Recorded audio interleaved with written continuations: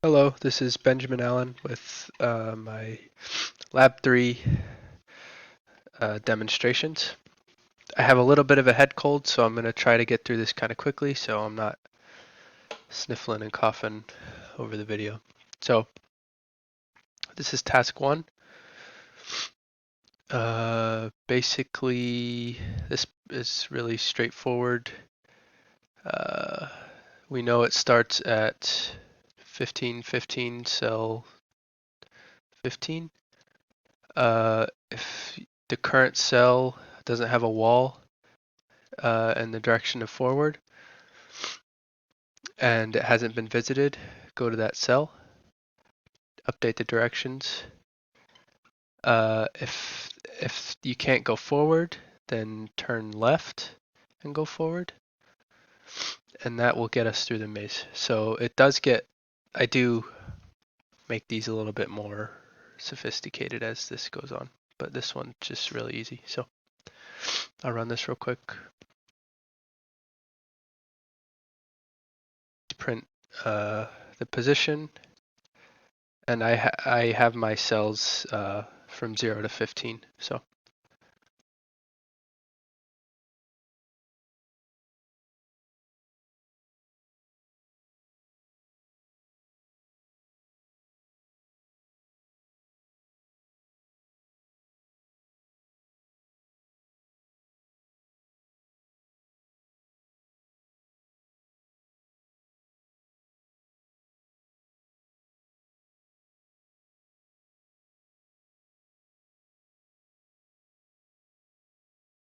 So it is now about to finish.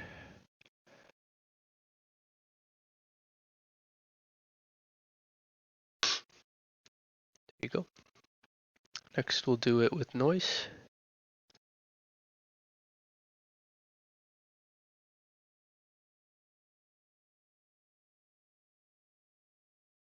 So this is basically the same thing. I'll just let that run in the background. Except now instead of using the IMU to rotate, it's just calling a function that rotates for a specific amount of time, that of a 90-degree rotation. And then the logic's the same exactly. Just we're not using IMU readings to rotate.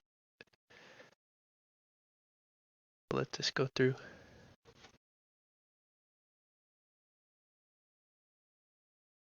Sorry about that.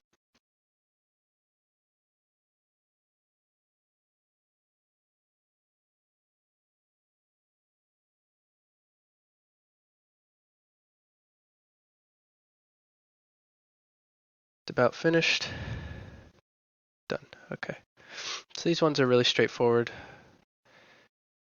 Next we have the Lab 3 Test 2, locating based on the cylinders. So I have a function called find pillars and an array, and it looks for all 4 of the pillars and gets the distance from them. And then it calls the trilateration function. It records the distances in inches, and then here, the trilateration function, it just runs through the provided equations and prints out whatever the pose is. And the same movement as the first time, as the first task, excuse me. So yeah, so it's basically just doing the exact same logic as task 1, except it's now using its camera sensor to find the pillars and then doing the trilateration to just estimate its position. So instead of the logic of the coordinates being hard coded like it was in the previous ones, it is now based on the trilateration of every cell. So I'll let this run.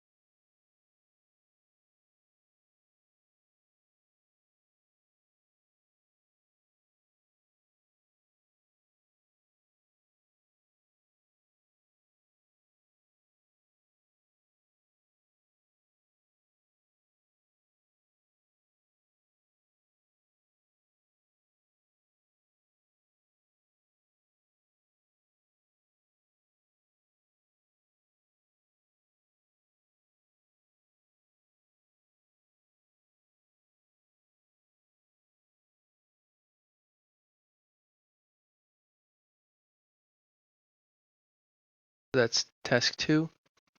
Now this with noise is almost exactly the same thing.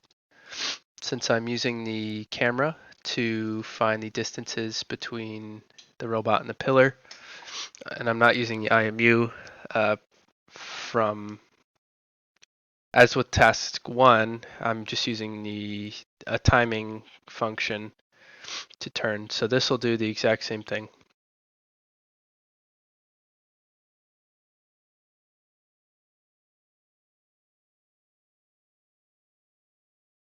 Now this one takes quite a while because it has to trilaterate. I've make it trilaterate. I hope that's how you say it at each cell.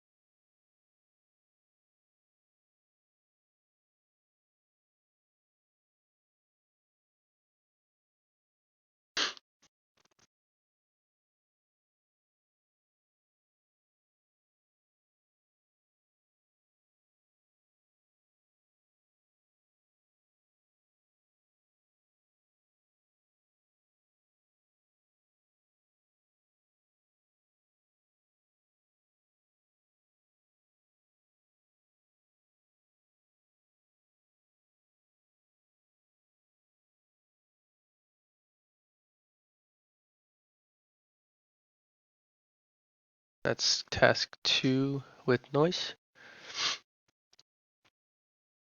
Next is task 3. So this one was difficult to say the least. I'll let that run. It doesn't take as long as the other ones though. So just real quick while it's up, I mean you can see all the particles are distributed.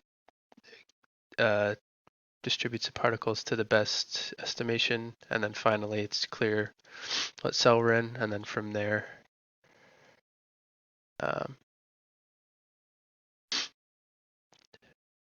we, excuse me, I lost my train of thought. Oh, it's not updating. Oh, it is. Oh, sorry. Yeah, it turned and I got confused because it printed the same thing twice. I can scroll back through this real quick.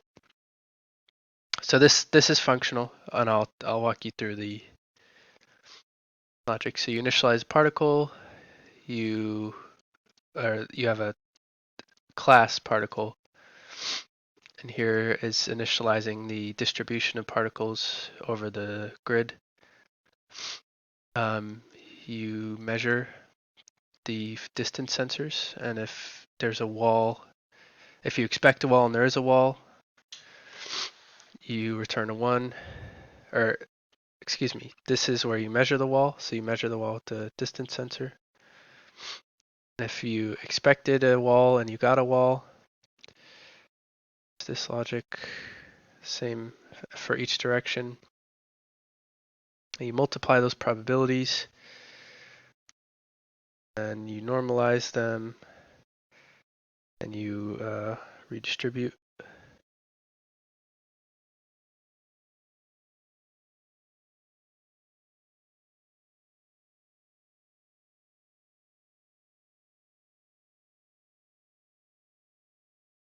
So here the thing visited every cell.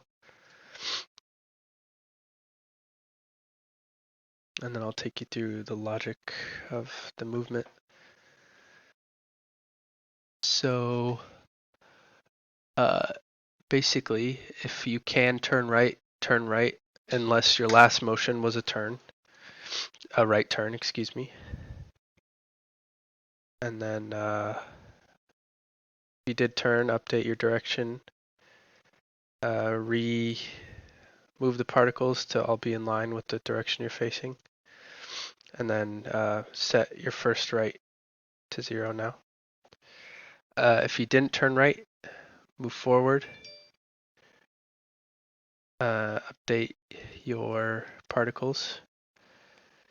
And if you can't turn right, and if you can't move forward, turn left if you can. And then if you can't do any of those things, turn left and then try all this again.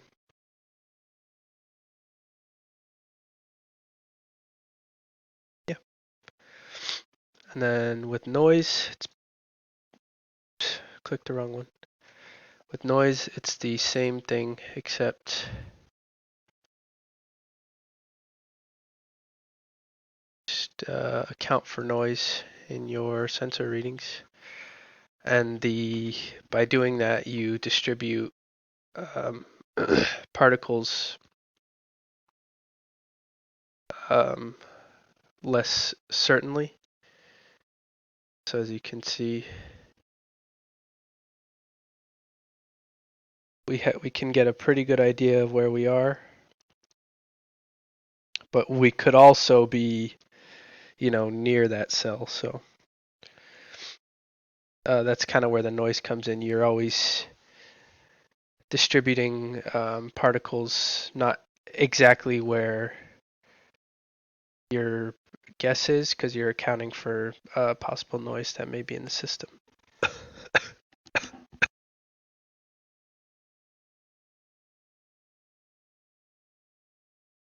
Oh, and then for both of these last two, the robot goes. Let's try to find that.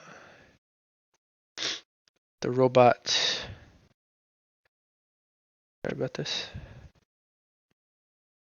The robot checks if every grid has been visited, and it marks a grid as visited just by its best guess at where